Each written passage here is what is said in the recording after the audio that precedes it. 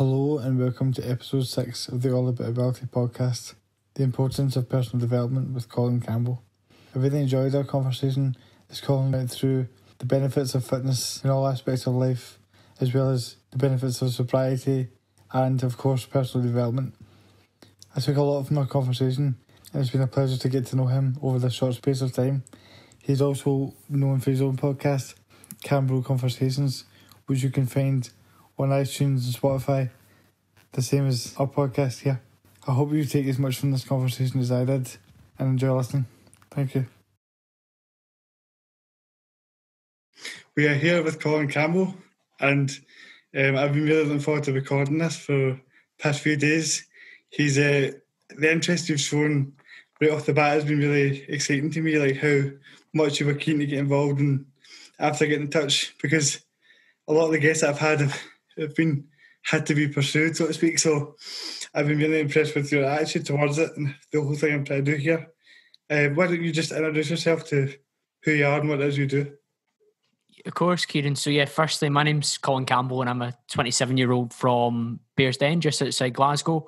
And my main thing that I'm probably known for these days is being in the fitness industry on Instagram and through my podcast. But alongside that focus on fitness, I speak a lot about personal development, business development and sales, because that's what my main career is outside of the fitness industry. And that's done mostly, like I said, through my Instagram and through my podcast, which I recently started. And when you messaged me off the back of you starting your podcast, Kieran, I'm in a fortunate position where I am asked quite regularly to go on podcasts, because when you host your own one, it turns out you're normally quite a decent guest to go on somebody else's because you're happy to chat about whatever topic they want to go in on.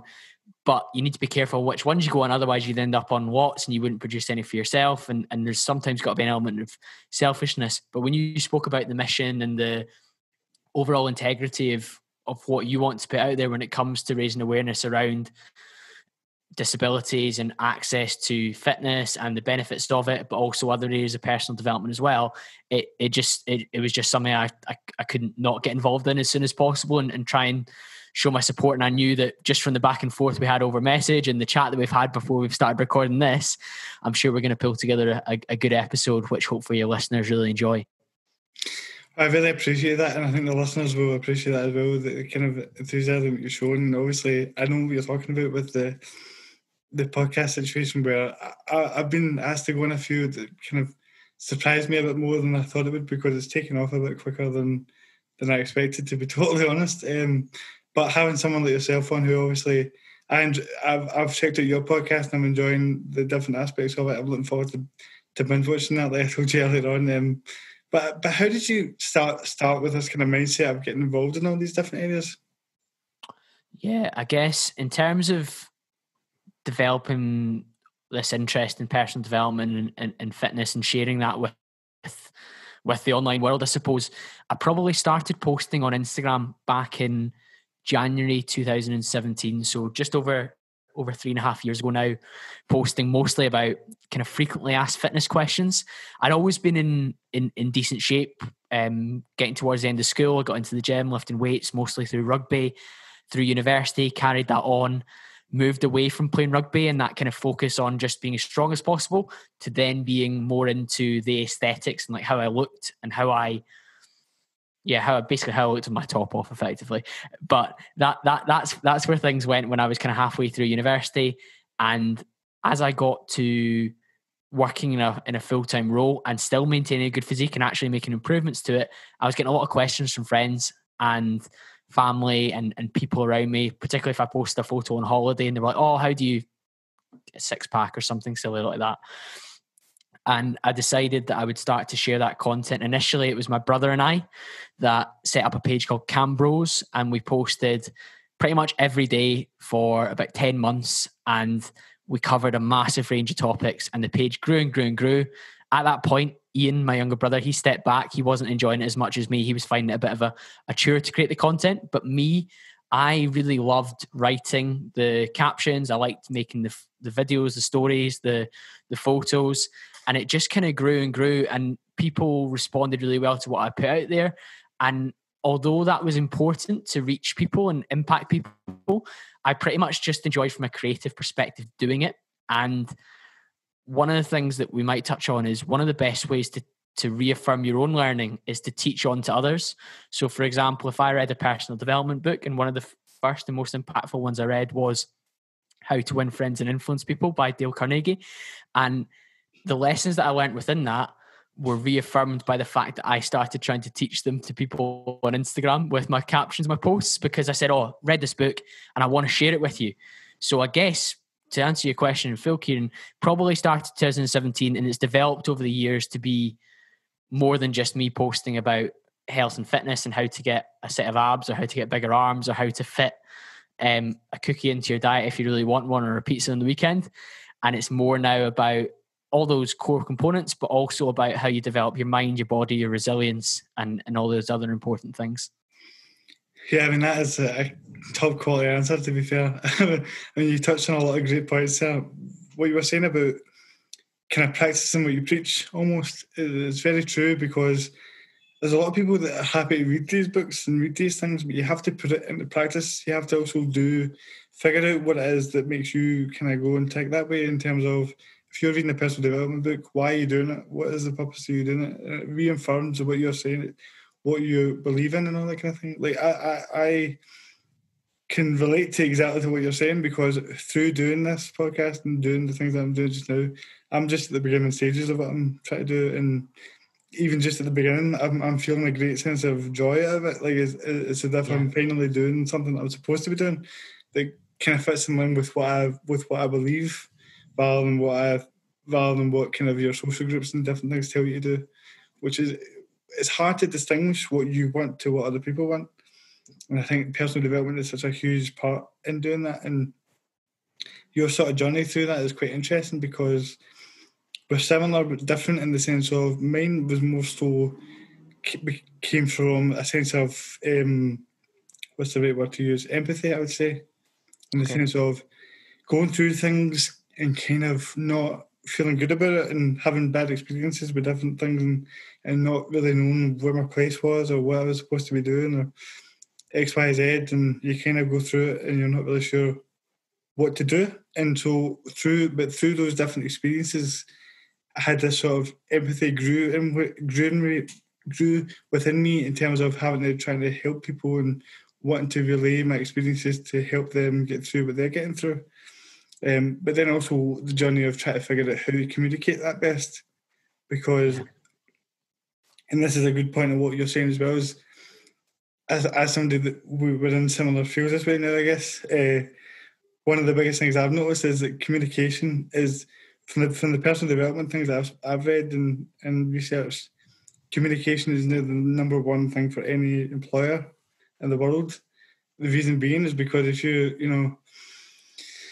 and I think we'll maybe dive into this a bit further, but I think if you have all the knowledge in the world but you can't communicate it to somebody in a way that they will understand it, you don't really know anything. It's not of any use if you don't know how to communicate it in a way that people are going to relate and be motivated or want to learn more about it.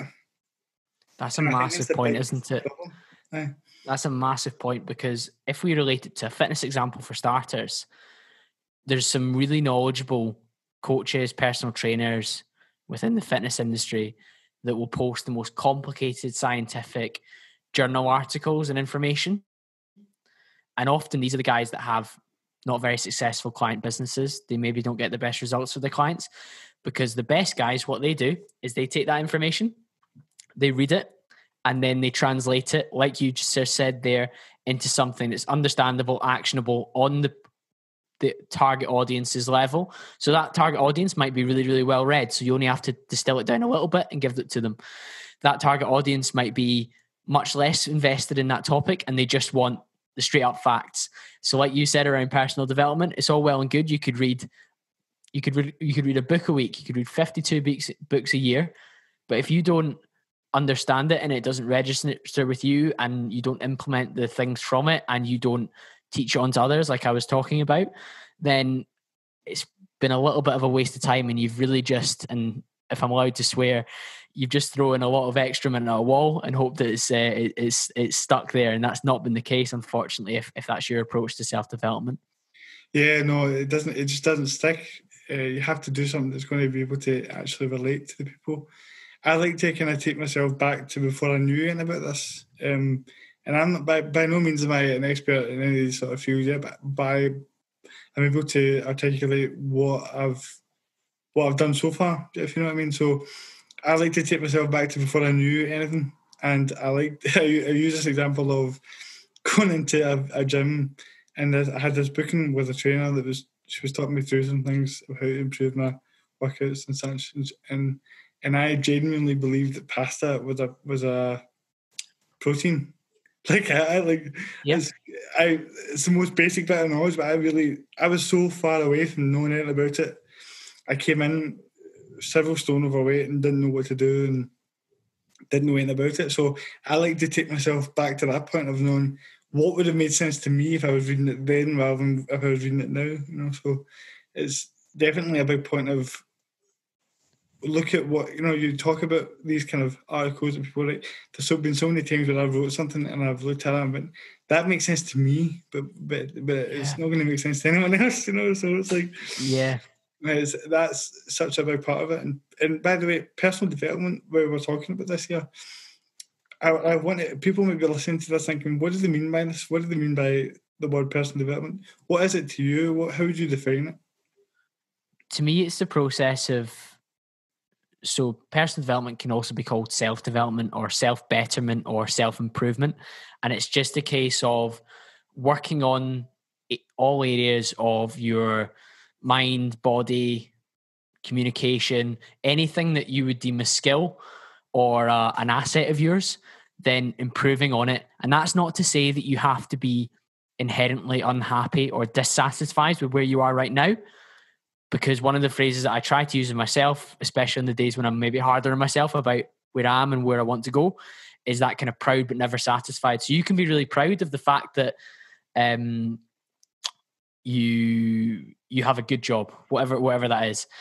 But that doesn't stop you wanting to perform better within that job, or to maybe get a promotion in a year's time, or to take on more responsibility, to impact and support more clients or customers, whatever it is that you do. And that's the same in fitness as well. You might be really pleased that last year you lost that 2 stone that you could never have imagined you losing, and you're keeping it off. But what happens if next year your goal might be to build a little bit more muscle, or maybe you want to do a bench press with a heavier weight than you've ever done before. We all look for little areas of self-improvement and personal development within that. And I think that's probably my definition of it, is developing across a wide range of areas, and not from a place of disliking yourself, but from a place of wanting that little bit more and striving for excellence. I think that's a really good way of describing it. And one of the things you touched on there was actually enjoying the process, which is the biggest thing I think now that people struggle with, is the idea of you don't have to hate yourself before you get to where you want to be, because at the end of the day, where you get to where you want to be is always going to change. Because throughout the process of changing yourself, your ideas, your goals, and all that get bigger. Everything gets a bit more. Like for me, even to use the example of this podcast, just starting the podcast and say, when I started this, I legitimately thought if one person listens to it, I'd be happy with it. And now I'm looking at it, I'm going, it would be cool to be on this and do this and get this guest. And so it's just, but that was just, it wasn't something I necessarily thought about, but it just sort of self-consciously happened as you go on, and your ambitions and things get bigger. But it should be seen as like you say, having, I think a word to use for it is gratitude, where you have to be grateful for where you are just now and the things that you're enjoying about yourself just now, and looking forward to what could be next, but also being happy with where you are just now, and realising that you're not a million miles off it. It's not as far away. It's not this unattainable, unreachable thing that you think is going to be a lifetime mission to get to, because it's never the case. And you look at Tyson Fury, for example. When he spoke about his mental health struggles, one of the biggest things that he said was his whole goal, his whole life is to be the world champion. And he finally he got it. And it didn't fill him with this satisfaction or happiness that he thought he would have. And that's because throughout the whole journey, he kind of was punishing himself. He kind of didn't like himself. He had all these different personal issues within himself that he was carrying throughout that journey. And once he actually accomplished the world title and didn't have the distraction anymore, there was a sense of emptiness for him, and he had to recover from that. So it's all about you have to have the right perspective for it to be longevity. And you talked about your journey of how you initially it was all about kind of looking good naked, which is what it is for most people. Especially, when you talk about the January reverse and things, that's what it's all about. It's about losing that holiday weight. But having the perspective you have of these different areas are all important, because that's where the longevity is. The longevity is in the mindset and how you approach it, not in how you're looking at the physical benefit of it. Even though the physical benefit is just as important, but if you focus on every detail of that all the time, you're going to end up pushing yourself off, which is why you see a big drop-off between January and February and March. It's not like that. This is one of these things that people in fitness don't talk about enough, I don't think, why is this happening? Why are we pulling these people in and they're dropping off so quick? It's because the idea of the gym, the idea of fitness, I don't think is necessarily seen in the right way, where it should be seen more as a necessary lifestyle thing, more than it should be seen as a losing a bit of weight for a holiday, because that's the long-term thing of it, Yes, so it's not just a weight loss tool, it's a lifestyle choice and a lifestyle commitment, which I like the term commitment when it comes to kind of non-negotiables like exercise, nutrition, sleep, recovery, mental well-being, gratitude, all these things that we quite often put on the back burner, and we wonder why we don't get closer to our goals. We don't self-develop, we don't improve, we don't feel well, we don't feel good, we don't feel better. So no, I think you make a great point around the longevity and how we view exercise and fitness and health as well. Well, it makes me think about something interesting now as you were saying that. I was thinking, Colin, people might look at you and go, this guy's 27, he's got, everything's going well for him, he's got his podcast going really well, your platforms are booming, and you've got all these different things going on that are going quite successfully for you. And I think a lot of people mistake that idea of your life to be a thing where it's easy. It must be easy for him because he has abs and he has this and he has that. Was there ever a time where it felt like it was a difficult thing to keep up with for you in terms of mental health? Yeah, in terms of balancing a 9 to 5 in a business development role, which effectively is a sales role. So you're paid a good salary, but you are also heavily incentivized by your company to bring in business. So you have a big target that sits above your head. So that's a stress. And anyone that's worked in sales will know that, all the way from your person that sells cars in the parking lot, Arnold Clark, that has a target, to whatever it is that if you're closing multi-million pound deals, there's pressure on you to sell a certain number of things. And that's the pressure. Alongside that, I obviously have the Instagram, where in its growth phase, where I was really pushing to get more reach, more impact. The last couple of years, I was posting every single day on the grid, every single day without fail. I think I posted for 2.5 years. So I turned up every single day and I tried to give some form of value to my audience. But that's stressful, getting the photos for it, writing the captions for it, engaging and replying to all the comments and DMs, because I will reply to every single DM, and I don't care if that sounds like, oh, woe is me, what a terrible problem. But some of the DMs you reply to aren't ones you maybe want to reply to initially, depending on who's messaged you. But equally, you want to give them the time of day as well and support them if it is a genuine inquiry. So there is a balancing act to be had between your work, which pays your bills, your platform, which you want to grow and support people through. But it is rewarding, but equally it can be a stress on things like your social life. It can be a stress on your relationships. It can be a stress on your family life, because it's time consuming and you need to make it a priority. So I guess when it comes to mental health, the main thing that social media affects is I think it causes a time drain, and it can sometimes mean that you're not present in the moment when you're with people. So there's definitely been times, and I'm 100% getting better at this because I'm accepting how difficult it can be. But if I'm with somebody, my phone, sometimes the data will just go off. I'll turn the data off, I'll turn the Wi-Fi off, and I'll just make sure that I'm present in the moment with the people that I'm with. Because from a mental health perspective, you can make other people feel shitty if you're scrolling on your phone the whole time. You see it all the time in restaurants. If you're sitting with your friend, your partner, whoever you're with, and you look around the tables around you, say you're in a restaurant, and there's people sitting on their phones across from each other, not engaging, not speaking. And that could easily be me if I got sucked into my phone, just like anyone else that checks the social media. It sucks you in, it keeps you in. So from a mental health perspective, you can be not present in the moment. And I think that's the biggest danger that I had and have had in previous years when it comes to my relationship with socials and fitting in within my lifestyle.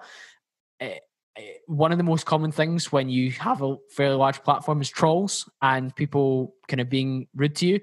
Touch wood, I've been extremely lucky, and I've only had maybe 4 or 5 genuinely really horrible messages in the last 3.5 years. And one of the most important things that I saw long before I started the page was a gentleman called Jamie Alderton, who is in the fitness space as well.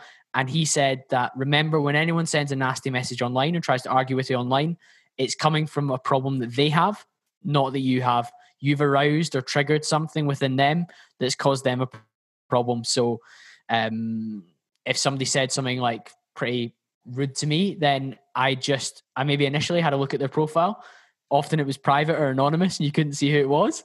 And I just said, thank you for your message. Appreciate your not saying something particularly complimentary to me. I hope that you're okay. And I hope that whatever it is you're going through, you can deal with. And sometimes you get a bite back and they say something offensive again. And at that point you exit. But other times I've had them say, oh, thanks, like I'm having a hard time doing this, X, Y, or Z. And then you just back off again because you don't want to become involved in that. But I think I've been quite lucky from that perspective. So the main thing around my mental health and lifestyle has been balancing being present with real people rather than being sucked into your phone sometimes, as well as not letting it distract from your 9-to-5 job, which pays the bills. Yeah, I think you've touched on a really relevant point there about technology and how people are always on their phones. And there was a couple of things that made me want to mention, which was in terms of when you're talking about your mental health and your routines and things like that, I think what's important to stress there is your mindset and the way that you think about things doesn't just happen. It's not that you woke up one day and you were feeling great about yourself and it just all happened for you. It doesn't work like that. It's a consistent process of discipline. I think discipline is one of the, is it Jacko Willock that has a saying, discipline equals freedom, which is something that I read his book and I live by that. To me, it's so important that if you don't treat yourself and your time with respect, how does anyone else do that? So when you talk about all these things and how your approach to mental health and your kind of discipline and that side of things, people will look at that and go, that must be dead easy for him. It must be so, because when you're in a bad mental health state, because when you're talking about trolls and stuff, I never trolled anybody, but I can relate to it in the sense of when I was in a bad place and I seen somebody doing well like yourself, it brings up insecurities about yourself, especially I have this theory that trolls are people that know they could be doing more. And when they see somebody when they see somebody like yourself that's making the most of themselves, it makes them look at themselves, and they don't want to do that because, as I've spoken about the podcast before, analysing what you're doing and the things that you're doing that are holding you back are the things that is the most difficult thing to do. It's so easy to judge somebody else. It's so easy to go, that guy is this and that next thing. But it's harder to say, what is it that, why am I saying that? What is it that I don't like about me? What is it that I'm not doing that's fulfilling me with this sort of hate and insecurity? Because I used to be a very insecure person, where to the point where I couldn't talk to a guy with abs and all that and have all this going on, where I would be like, and I would feel some sort of envy about it, which I obviously don't have anymore, but I can relate to it in the sense of that seems to be a problem that people, they need somebody to take it out on, And what you're doing is having the bravery to say, no, look at yourself and work on you. And it's, like I say, go back to the discipline side of it. It's important to stress that everything you do is through objectively knowing this is what's better for me. I'm going to make this decision. And therefore, because of that, your mental health is stronger because of that, because you're doing things that are benefiting you consistently on a consistent basis and not just over the course of, as a quick fix or so forth with social media and things like that, and living like a fake lifestyle, which is promoted so much now these days. So it's very relevant to what the kind of time that we live in, where you're looking at the phones and all that. Because I'm the same as you right now. I've turned my phone off because I've been going like mad for the podcast and things. Different people messaging me, and to be honest, what you were saying about checking your own time on social media it was actually very important for me here as well, because it's been difficult to. I have this thing in my mind where I like to help people and be there for them and support as many people as I can. So much so that when I started this, I didn't expect to get the kind of reaction that I have had. Yeah. So there's been a lot more messages and things than I expected to have. And so a lot of my time is consumed by talking to the people and helping them, to the point where I'm maybe not talking to friends of mine that I know, and different things like that, where they go, why have you not been such and such? But I've been talking to this person and helping them with that, helping them with this and doing that. And then they go, what about your life though? And so listening to you talk about it was actually really relevant for me as well as you're saying it. Because obviously you've had a few years doing this, and I'm just sort of at the beginning stage of it. But again, that came back to the way I looked at myself, where I really didn't think it was going to be that big a deal doing this. I just thought it was me talking, maybe a few people listened to it, and it seems to have taken off a bit more than I expected, like I say. So you're helping me already through this conversation. But yeah, that's epic. Was getting that kind of mindset where you have this discipline to know this is what I need to do for me, this is what's going to benefit me, and was that something that kind of came naturally to you, or did you almost have to fight against your natural instincts of wanting to spend more time on social media and helping people, or was it just something that, what was that sort of process for you like? That's something that I'm 100% still working through. So I've certainly in recent years, and it's hard sometimes to look on your past self and judge where you were mentally all the time, unless you had like an extreme high and extreme low. But for me, I've always been somebody that's responded well to routine and habits. I think we all do to an extent, but sometimes our habits and routines are negative or self-destructive. So it might be that you've built up a habit that you watch 3 hours of Netflix every single night before bed. Whereas it might be that you build a positive habit, which is you read your book, a self-development book, for half an hour before bed, or you read a fiction book, whatever you want to do. You read a book for half an hour before bed, and maybe you write some notes on a pad beside your paper beside your bed about things that you're grateful for, or you go all the whole hog and you have a gratitude journal. So that's like two completely contrasting types of habits. They're exactly the same when it comes to taking action on them before you go to bed. So for me, I was always somebody that was quite good at getting into a routine, having habits. When I was at university, those habits weren't as good. They were going out every single Thursday night. They were drinking to excess. They were maybe playing too much PlayStation, or sometimes overeating when I've been really restrictive on my diet during the week. I would overeat significantly on the weekend, or have like cheat meals and blowouts. Or maybe if I was like upset or whatever, I would take that out on my family and friends rather than addressing what was going on internally with me. So I think I've always been somebody that's been good at having habits and routines, but finding the right habits and routines and developing and grooving those has definitely helped. And you spoke about discipline, and I absolutely love that you've brought that up, because discipline equals freedom is one of my favorite quotes as well. I actually have written it on my whiteboard in my bedroom before, which a lot of good quotes go on there. And I think one of the things around, we can relate it to exercise or social media growth or whatever you choose to relate it to, but discipline is what's needed, especially early on when a habit or routine doesn't come particularly easy and the instant rewards don't come. So, for example, the discipline to post every day on social media and turn up and try and provide value, that isn't ultimately rewarding straight away. Like, I didn't get hundreds of followers just straight away. It took weeks, months, years to build up the audience that I've got and the engagement levels that I've got and the some of the things that I benefit from with regards to sponsorships and things like that. That took years to build up, and it required the discipline to turn up and ingrain those habits and make them second nature when it comes to turning up on socials, making it a priority to make sure that I was helping people and being positive.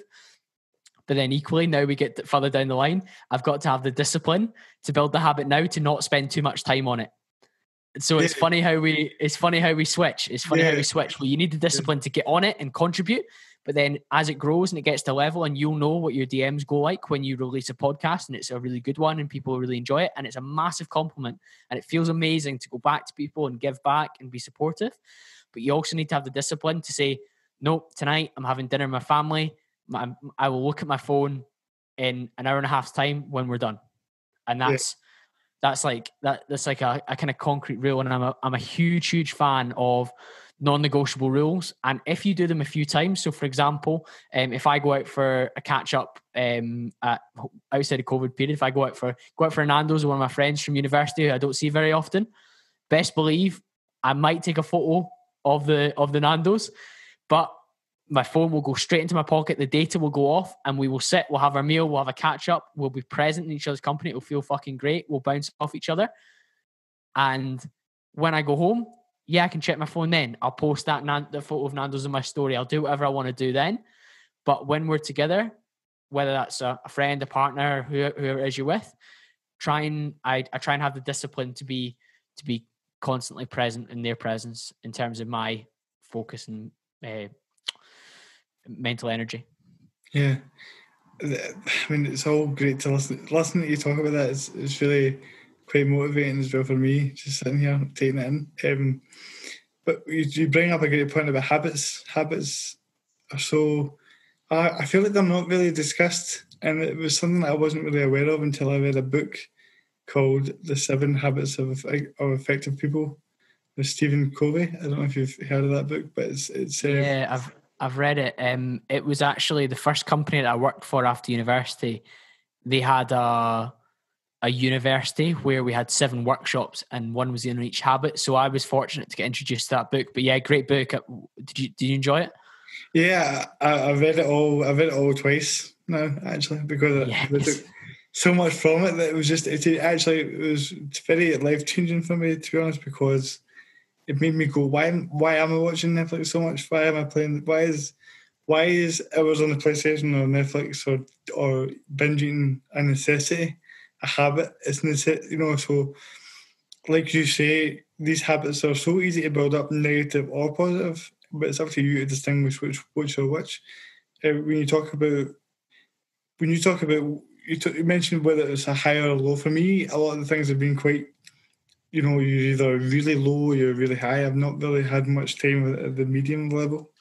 I'm quite an up and down. So I've been quite an up and down person throughout my life. So building habits in the correct manner has been very important to try and get some sort of consistency, because habits, discipline, and consistency are the 3 things that are the most important, I think. In terms of, you need the discipline, but you also need the consistency with that. If one without the other isn't really as effective as it could be overall, So when you speak about, how your habits may used to have been like maybe drinking a bit or whatever, I think even just now, a lot of people are buzzing for the pubs to open and all that, and how during the lockdown, people's mental states have got worse, and throughout that time, drinking daily themselves has become like a habit as well. So it's in our society, it's very frowned upon to not want to drink every weekend and not want to do something every weekend, and it was quite difficult for me at a young age to sort of pull myself out of that sort of cycle and say no to the pub and no to the clubs and all that, and try to figure myself out. Yeah, because that's what's considered normal. That's what is considered what you're supposed to do. So Yeah. you're almost strange for sort of pulling yourself out of that and being like, no, this isn't really working for me. Because I don't think you get much education on the effects these things have, like drinking and drugs and all these different things that are especially in Scotland. I've stressed this before in the podcast, but I do think it's an important point where in Scotland it seems to be a very encouraged thing to take drugs and to drink from a really early age. Like I started drinking. Socially ingrained, it really Yeah. is. I mean, I started drinking at 16, really heavily. Actually, no, 15, sorry. 15 was the first time, and it was because of certain things that happened to me and all that, but you get pulled into a circle of things, and nobody ever says to you, this is why you shouldn't drink, but not in the sense of like, why is it that you're not supposed to drink till you're 18? You know what I mean? And but not like, not in the idea of I'm telling you this because I'm older than you and I'm in charge of you. Actually communicate in a way in which younger people are going to be like, maybe I shouldn't drink till I'm 18. Do you know what I mean? Because the way he or she just put that made complete sense to me. And I think it's not something that's talked about, which is why I enjoy talking about it, because when I was younger, if somebody had said to me, if you do this, it's going to result in you feeling this way for a number of years and you're going to have this XYZ. I'm not saying you can't drink. I'm just saying that there's a lack of education on the effects of that kind of stuff. And it's a very much encouraged thing in Scottish society, where it's like you go in and out and you're supposed to stay there till 4 or 5 o'clock in the morning and all that, and get the 10 o'clock shops and all that. And it's a great laugh. And, once in a blue moon, it may be a good fun experience to say that night was kind of crazy. But every weekend, eventually, your mental health and your physical state are going to huge points, Kieran. It's like Groundhog Day. People do it every single weekend, and they wonder why Monday to Tuesday they don't function. They never progress in their career. They're unfulfilled in their relationships. They have terrible conversations with everyone, and their only good experience with their friends are when they're all out their heads. That's a terrible place to be, unfortunately. But that's very much the social norm. And you see people when they maybe do things like dry January or sober October, they sometimes see the benefit of it in terms of like that period away from alcohol. But the problem is a lot of that time during that sober October or dry January, they shut themselves away and they don't socialise. So they go from this wild social life where they're out their head on drink, drugs, whatever their poison is, to being shut away and being sober. So they get the benefits of those early rises on a Saturday and Sunday morning feeling fresh, but they've also removed the stimulus of having any social activity in the evenings. Yeah. So I don't think we've spoken about this before, but I'm a big advocate of being alcohol free for periods of time to maximize productivity and happiness and well-being. And at the moment, I last drank in October 2019, which is just coming up for 9-10 months. And that's not because I'm an alcoholic or I have a diagnosed problem with it. It's just because I didn't feel the need to do so for any of this period, and I felt good doing it. And I would implore people to try some of these challenges where maybe you go 30 days without drinking, but you also still socialize and go out and enjoy yourself, and you find out what you're capable of, and you'll actually find that you develop a lot more social skills, because how many guys are there out there, and there'll be loads that listen to this, Kieran, that can only talk to the girl they fancy when they've had a good drink in them, and they can only maybe Instagram message her. But how about if you were confident enough, sober, to walk up to her and say, listen, I'm a big fan of yours. Why don't we go for a coffee sometime?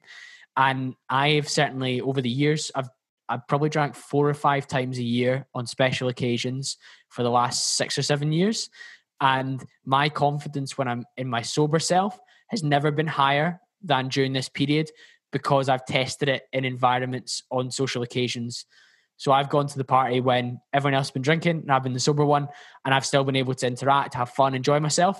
But then the next morning, I still get up. I go play golf. I go to the football. I go to the gym. I go walk with my family. Do whatever I want to do, I can do it because I've not got a hangover. But I won't preach too much about sobriety, but I will echo your comments that we can be socialized into it. And there's definitely knowledge we need before we make decisions about how often we drink. Yeah, it's such a good point to make, though, in the sense of you can have fun without getting drunk. and without being on drugs and stuff. It can be done. It's just a matter of how you feel about yourself. As long as you feel secure in your own skin and how you feel about what you're doing, then it's okay. Then you're happy to be outgoing and fun and all that without drinking. I've been a couple of nights out completely sober with people who've been drunk, and I've had a great time. So, and actually, it's funny because the guy you described was me as a teenager. You know what I mean? I couldn't talk to anybody. In fact, there was an ongoing joke in my school that I hadn't spoke to any girl for till I was 19 or something like that. So because of just how I felt about myself and how I couldn't bear the thought of any sort of interaction with it. You know what I mean? So as you're bringing that point up, it really resonates with the younger version of myself and how you have to. It's people say you need to get a thick skin. I don't necessarily believe you need a thick skin. I just think you need to be happy with where you're at and how you feel about yourself. Because when you talk about confidence, I've said this, I think, on every podcast I've done so far, but there was a point in my life where the idea of me talking like this to you in a recorded conversation that loads of people are going to listen to would have been unfathomable. You know, it would have been totally... The anxiety and all that I would have got from it would have just been off the charts, unable to do it, you know, and not even able to think about it. And now I genuinely feel that you could give me a microphone in front of a million people and I'd be fine, you know.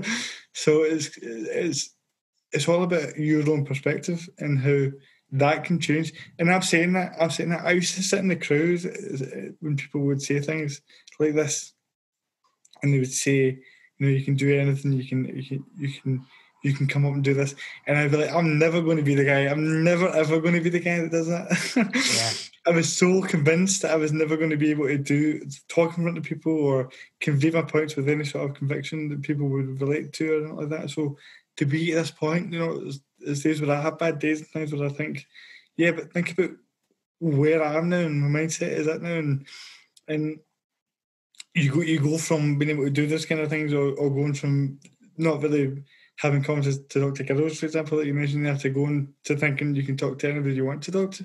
You know what I mean? It's like, I don't have any sort of nervousness or any sort of hesitation with anything like that anymore.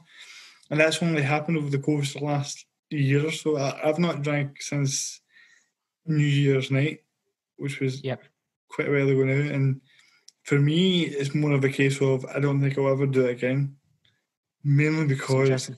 Yeah, so we're a bit different there because, but again, I don't say to people you shouldn't drink, you should do that, because I think people can handle it and have a good time and have a good life and still be fine drinking. But for me, it was more like my mindset was too up and down, where it wasn't necessarily the physical effects of the hangover or anything like that, but for me it was like truly a depressant, where for the next week or two it would be my mindset. It was like this fog I had in my head that I just couldn't get rid of, and I was riddled with anxiety and riddled with just lack of confidence and all these different things, to the point where I was on so many tablets to try and get through the day, you know. So it's like, and I didn't realise how big an effect drinking was having me, because I wasn't just a casual drinker. That's the thing that I can openly say now, is that I am not. Nothing I do is doing it casually. I'm terrible at doing things casually. I'm very much either extremely in on it or not in it at all. And when I realised that if I was in on alcohol, I was going to be an alcoholic, I had to say to myself, you know, I have to cut this out. It has to be, for me, for myself, it has to be a thing where I can't drink at all, because it doesn't work for my mind. But you've made that decision now, and you probably won't look back, based on how productive and happy you've been these past 8 months since you've cut that out. Would you say that things like exercise have played a role within that as well? Yeah, I think that's a good topic to switch to, especially considering what you've done with yourself. Exercise is such a... When you mentioned earlier the sort of... What was the word you used? Unbreakable rules, so to speak. Non-negotiables. Non-negotiable. For me, going to the gym, doing something in the gym every day is non-negotiable. And I know there'll be fitness people out there that will listen to that and go, you need to have a rest day, you need to have this and that. I understand that. Like, it's not like I'm going 100 miles an hour every day in the gym, right? But Yeah. And I'll have days where I do less, I'll do less. But it's there's no way that I would be able to do the things that I can do now without having gone to the gym and improved my own self-image and how I look to myself, because I think as I'm talking, this is something I've not really thought about, but it's just kind of came up as we're talking about this, to be honest. My idea of being a wheelchair user was, and my image of myself was getting worse because I was physically deteriorating because I wasn't doing anything. I think the image I had of myself in a wheelchair got worse through knowing that I needed it more because I was so inactive and so unable to do anything really, that I realised that I was really dependent on other people's help all the time. And I understand there's different variations of disability where you need help with a lot of different things.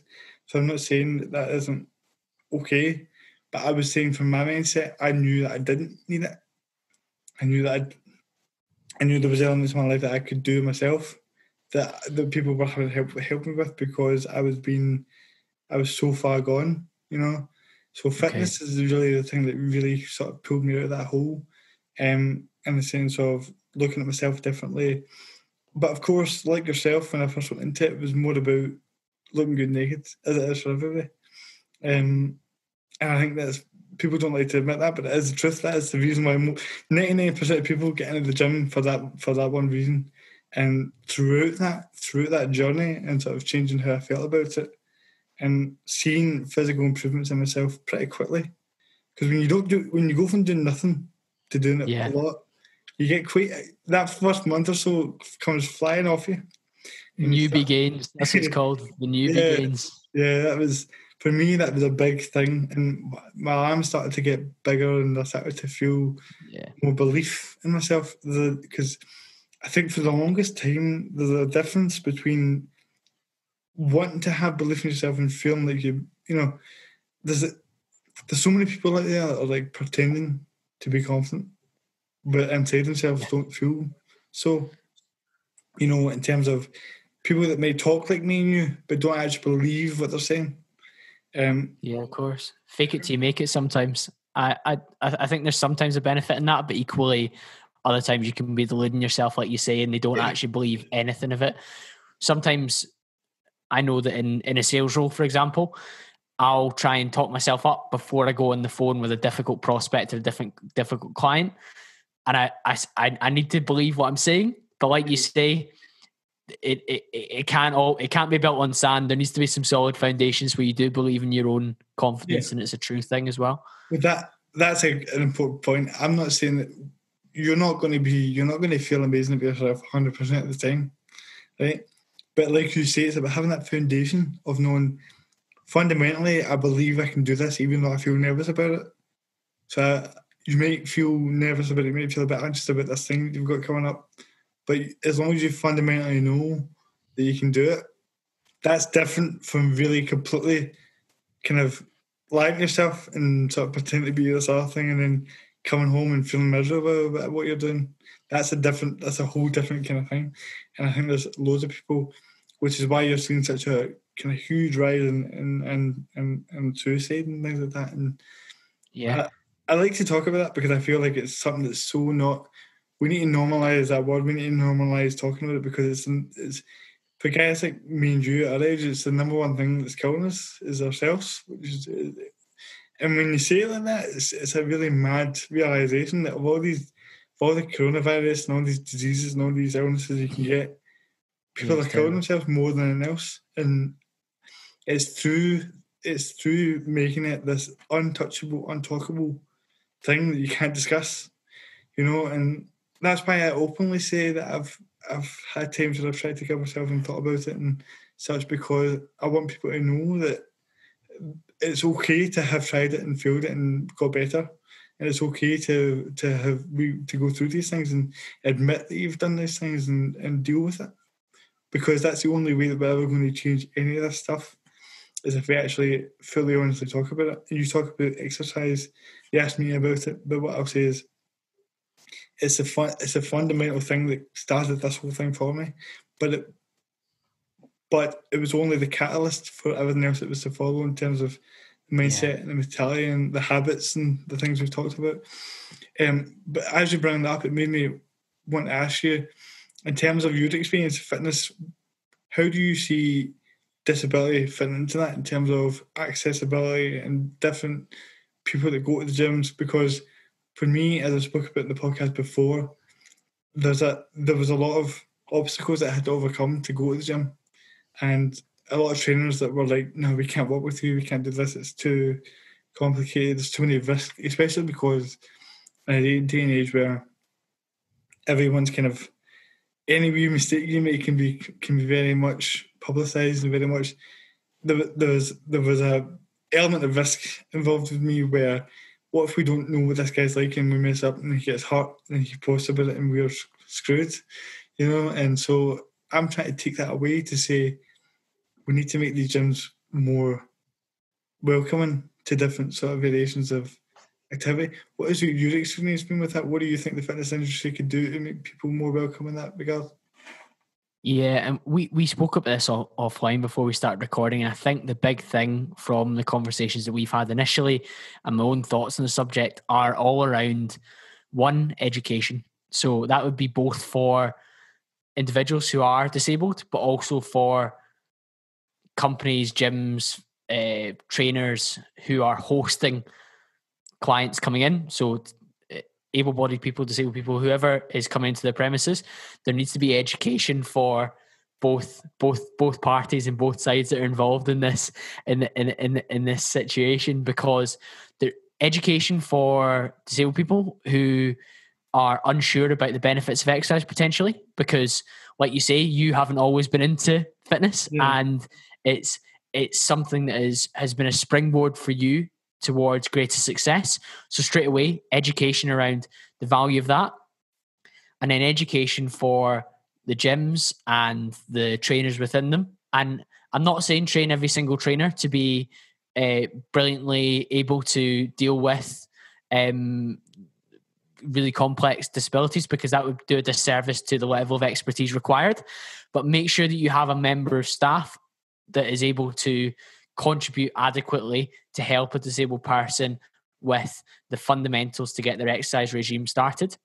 And then it comes down to accessibility, doesn't it? So how many gyms are there still out there? And there's probably tons that I can think of that I've been in that wouldn't have the right accessibility if we're thinking about wheelchair users for starters, when it comes to maybe a lift or a suitable ramp to get access to. So straight away, we've got challenges from that perspective in terms of the actual physical environment is not welcoming or reassuring for, and we're only picking one type of disability where we're talking about wheelchair users, but there'll be multiple other disabilities or challenges that people might have with mobility or physically that would make a gym a difficult place for them to actually even enter the building, which is just a brick wall being put up for you before you've even started. So straight away, that's an area that we need to address.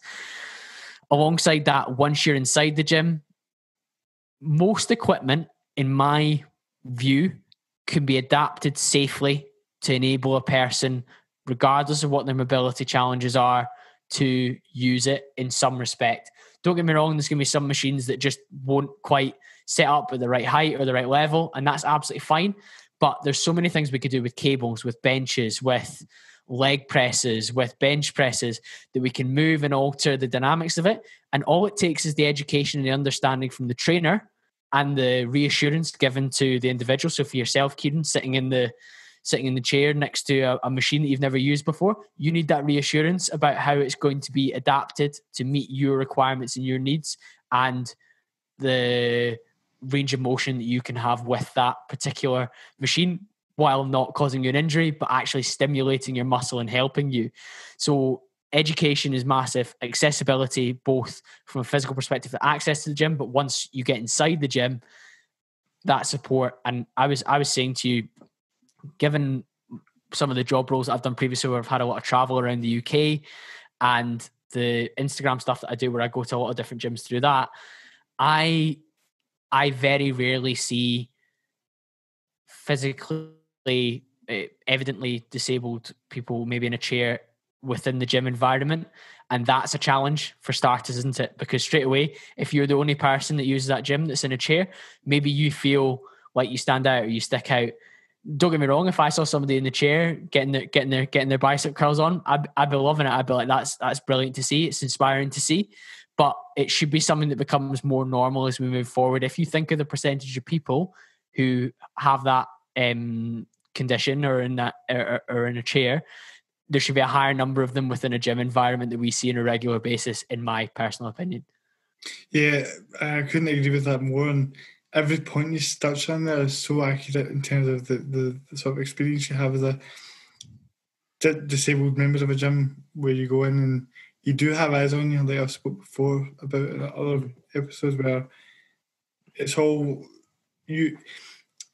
I don't think people mean it necessarily, but if you don't know, this is what I'm saying. This is why I'm doing all this, is because the awareness of these things that you just mentioned there is so not really readily available, and to the general public, when you go to a gym and they see you, they don't understand how you're able to do what it is that you're doing.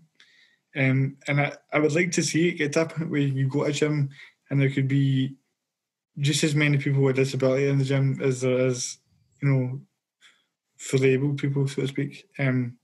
Yeah. And I look at that and I go, that is a discussion that I don't even believe is even really kicked off. It's not even... We're not there yet. With all the podcasts that we have, with all the social media, all these different platforms, the lack of discussion around physical exercise and all these things for people with disabilities is so not being discussed. It's almost shocking to me that this is not a thing that's in the limelight as much as it should be, especially in a time where equality and all these things are getting more publicity than it's ever got before. And yet we as a kind of group, as a minority, are sort of being shoved to the side to say we can't really do it for you. And it's this sort of strange stigma to it that you're trying to overcome and say, because a lot of people that have disabilities almost I would argue need it more so than people that don't, in the sense of if you're in a chair and you're not walking about, if you're not doing your wee walkabouts and stuff like that everyone does, and you're just sitting there all day and you don't go to the gym and you eat like crap, you're not running anything ever the whole day. No. You're just not doing anything at all. So it's almost like having that, removing that stigma and saying get yourself in there, get active, get going, because I know a lot of people that are capable of getting in there and doing exercise and things like that don't want to do it because of the element you've talked about there, of the attention that you get, especially when you're not fit. It's easy going in there when you're completely shredded and you're in a wheelchair and you're a total animal and you can do all these things. You can bench press however much. But for me, when I came in, totally not, just had never done anything before in my life of any sort of gym stuff, and just sweating after like 2 push-ups or something like that. And you get like the whole gym has eyes on you, and you're like, I barely want to look at myself here, and they're just watching me do these push-ups. Yeah.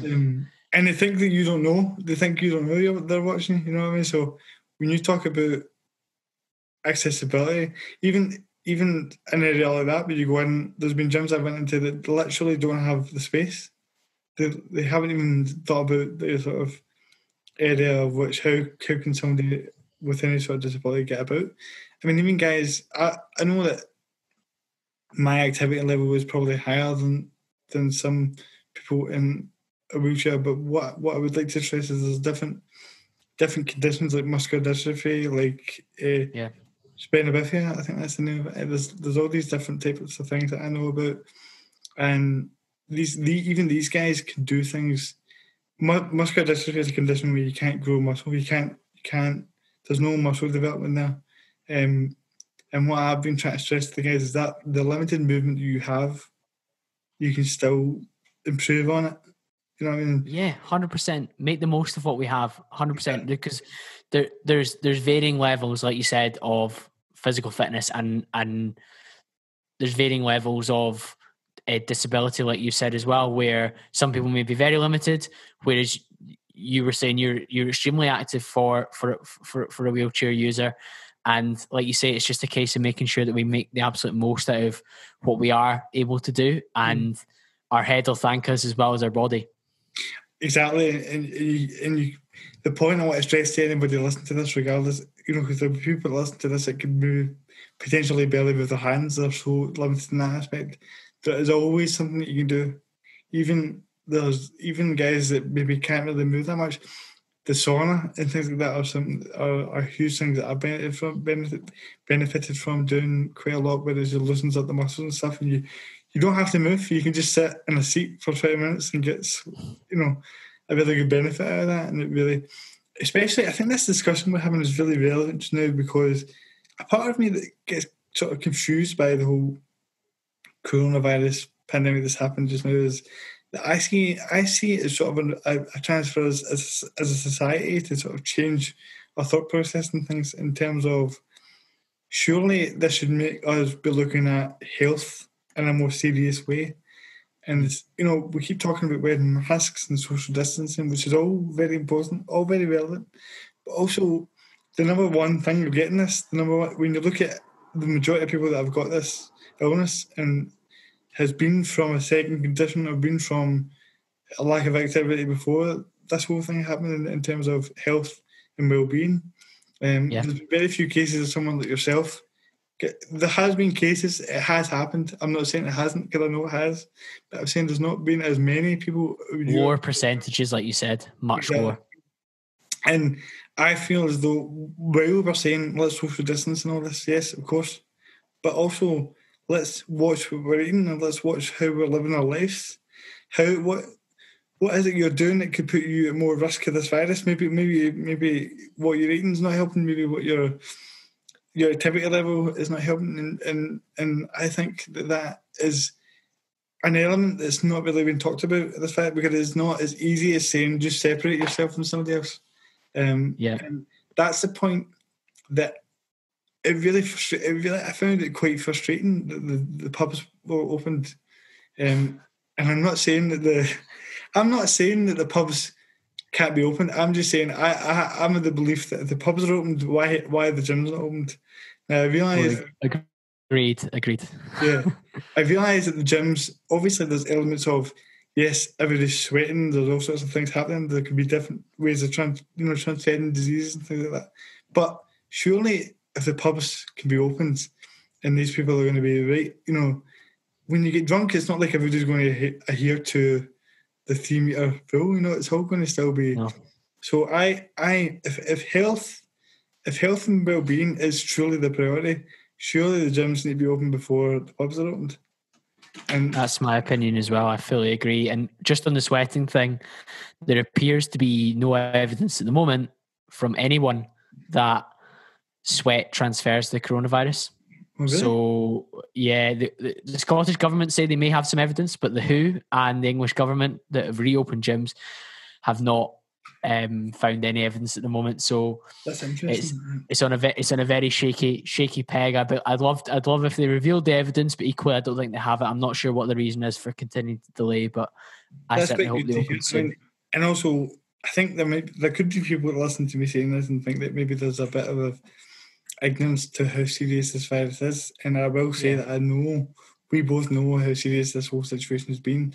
I have lost family members throughout this time due to the coronavirus, so I'm fully aware of the fact that it's not anything you can mess about with.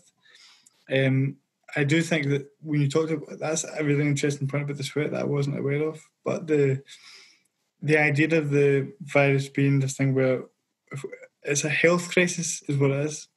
Yeah. And how do we improve health? Is surely the gyms should be a priority in that regard, in terms of. Also, this is the point I was going to make that I was losing, and I'm trying to remember as I was talking there. I talked to 2 guys from Everyday Athlete Gym. I don't know if you've heard of that gym before. It's a great gym on Borden Street. Scotland? Yeah. It's based in Portland Das, Borden Street kind of area. Okay. Quite close to the town centre. And they're a great gym with how they welcome me and being able to do the classes and things like that. And one of the things, I recorded the podcast with them in their gym, And what blew me away in their gym was how they have put so many things in place. They've been really ultra professional with it in terms of putting different elements in place for workouts that would avoid contact and avoid keep social distancing and keep all these things. And I looked at that and I thought, see all these things that they're doing to put in place for safety. Do you think that the pubs are more likely to do that than the gyms are? No. Now, of course, I'm not saying that every gym's going to do that or everything's going to be spot on all the time. I'm just saying that surely it's easier for the gyms to have a strict guideline to it than it will be for pubs with people drinking alcohol. Surely, you know what I mean? So that's my thoughts as well, 100%. And it's good because I was curious to see whether that was. I'm sure we'll get some people that know more about the science of it than myself that will comment on this, but I do feel as though it's something that I found frustrating as somebody I want the gyms to be open and stuff like that. But again, it's all the safety is first, obviously. But if the health is a priority of Nicola Sturgeon and the Scottish Government, then the gyms should be open before pubs are open, in my opinion. 100%, especially when we're speaking about an obesity crisis, there's a direct link between catching COVID if you're obese, but also being a fatality of COVID if you have obesity. So It sounds like a long-term solution would be to have more access to exercise, particularly as we enter the winter. It's going to be harder for people to exercise outdoors if the gyms don't open up. I know provisionally we've got 14th September, but that could get delayed. And then many people aren't absolutely rioting now because they're still maybe doing an outdoor workout in their garden if they're lucky to have the space. Yeah. But that's going to change when the weather takes a turn for the worse, and you're going to want a nicely ventilated, clean gym to go to. And at the moment, the majority of gym owners, you've spoken to two fantastic ones, are hugely focused on creating a safe environment where clients are safe. And if we look at Norway, for example, they did a study with 1,500 gym users, and the number of coronavirus cases amongst those 1,500 after the gyms reopened was 1. And that person did not contract it at the gym, they contracted it at their workplace. So interesting information. And I imagine we could replicate what they're doing in Norway across the whole of the UK and hopefully manage that situation. That's a really interesting stat to throw out there, and it does make you really wonder. Hopefully Nicola hears us, and I think we'll send it to her. I think one of the things that I do worry though. I worry. There's some things that worry me about it, which is if the gyms aren't open, and we go through this winter with the gym shut, but you see the pubs and the clubs and all that open and stuff.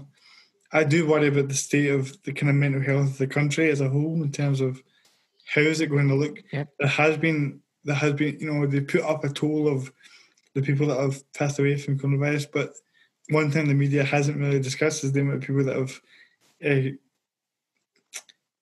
I've lost my train of thought. The amount of people that have actually really struggled with mental health throughout this time.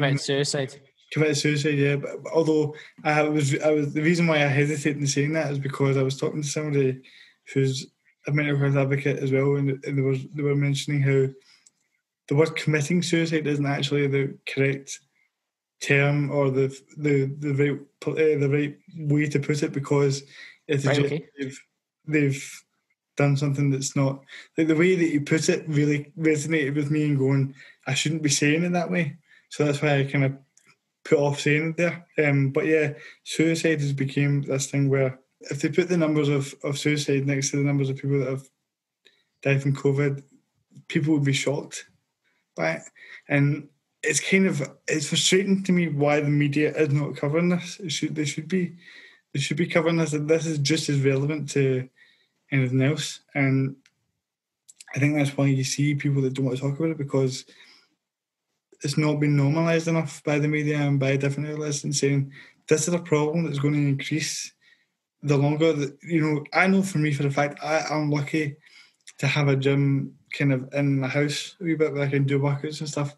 But if I did not have that, I would not be in a good place right now. I would be totally all over the place if I had no way of doing any workouts. And you could say, well, you can just go out and run. You can't. See, if you've got a disability of any kind and you like to work out, you can't just go out and go run. You have to have equipment. You have to have something to use, and so there's elements to it where I do get concerned. I get concerned about what the stability of our country looks like if we don't start to look at the different aspects of the health that people are getting affected by through this whole lockdown situation, all that different type of stuff. I know guys that have been locked in the house for the past 3 months or something like that, and that would drive me absolutely mental. Like, I can't do that. I couldn't even.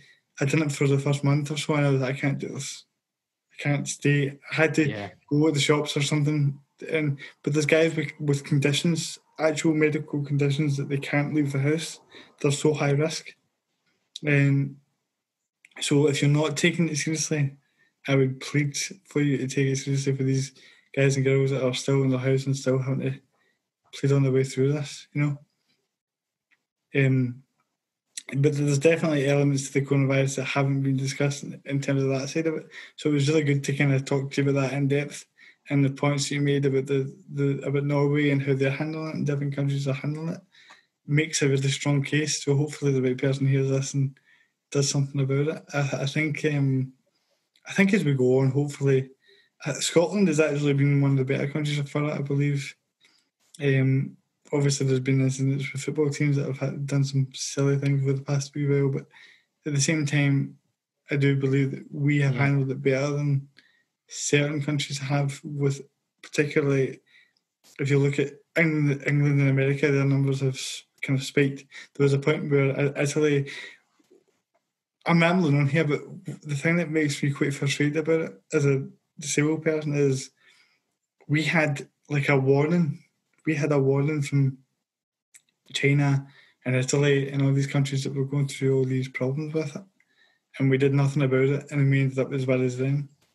But if we had taken it seriously, like, for example, New Zealand have, then we would be in a much better place right now. So it's...